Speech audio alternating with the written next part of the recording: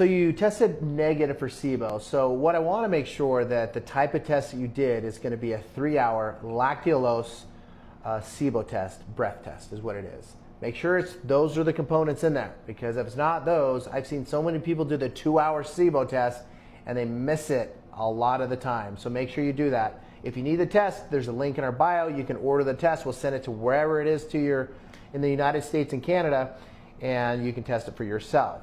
Now, what do you do if it comes back negative? Well, first off, thank goodness that it didn't come back positive, because that's a pain in the butt to fix. But you need to start looking deeper. So typically with something like this, the next step for us would be looking at a comprehensive stool analysis, so you can get into a little bit more of the particulars of what could be going on within your GI tract, the type of family of bacteria you have in there, whether your inflammatory markers, maybe you got a parasite. There's a lot of other things to look into if your SIBO comes back negative. So that is the next step for you. Again, if you need that test, what I would do is go to thelabstop.com and you can order that test there as well. In fact, I'm going to put a link in my link tree there too, so you can order that too if you really want to. Now again, I don't care where you get tests. I'm here to offer something for people because their doctors aren't ordering these things and they're stuck on their own looking at TikTok videos to try to get some decent care out there. It's really, really sad when you have these chronic conditions. Many people are not being helped by medicine, unfortunately. And I have a medically integrative clinic.